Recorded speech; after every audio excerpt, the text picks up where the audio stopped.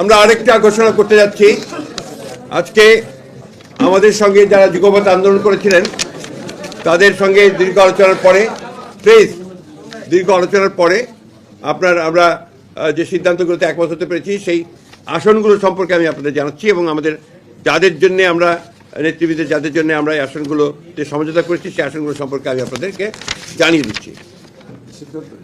আমাদের সিদ্ধান্ত হয়েছে সেই সম্পর্কে আমি জানিয়ে দিচ্ছি। ইতিমধ্যে আপনারা আমাদের যিনি যোগ দিলেন এলডিপি থেকে ডক্টর রিদওয়ান আহমেদ এলডিপি থেকে যোগ দিলেন, আমার বিএনপিতে যোগ দিয়েছেন, তার জন্য আমরা কুমিল্লা ৭ এই আসনটি আমরা তাকে দেওয়া হচ্ছে। পিরোজপুর ১-এ মোস্তফা জামাল হায়দার, চেয়ারম্যান জাতীয় party. Narail ২ doctor Fariduzzaman Farhad, chairman NPP. Jessore ৫ মুফতি রশিদ বিন ওয়াক্কাস, ইসলামী ঐক্য জোট। ঝিনাইদহ ৪ মোহাম্মদ রাশেদ খান, গণ অধিকার। ববি হাজ্জাজ এনডিএম, তিনি বিএনপিতে যোগ দেবেন এবং সেটা ঢাকা ১৩।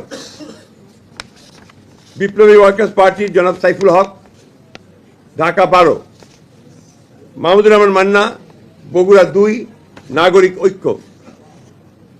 নুরুল হক নূর, গণ অধিকার, পটুয়াখালী ৩।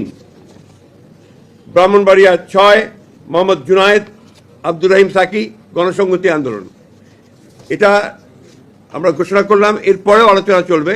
তারপরে যদি আরও কোনো সিদ্ধান্ত হয় সেই সিদ্ধান্ত আবার যোগ দিয়েছেন তারা বিএনপির প্রতীকে ধানের শীষে করবেন, তারা তাদের প্রতীক নিয়ে নির্বাচন করে সিদ্ধান্ত নিয়েছেন। সেখানে আমাদের কোনো প্রার্থী থাকবে না। আর এনপিপি করবে ধানের শীষ নিয়ে। জি না, এটা তো আপনার এটা হচ্ছে তাদের কোনো নিবন্ধন নাই। দেখেন জয়েন ডু ইট। বাংলাদেশ জাতীয় দলের পক্ষ থেকে তাকে বিএনপিতে গ্রহণ করে নিচ্ছে এবং আশা করছি যে তার এই যোগদান, আর হচ্ছে ঘরের ছেলে ঘরে ফিরে আসার মতো।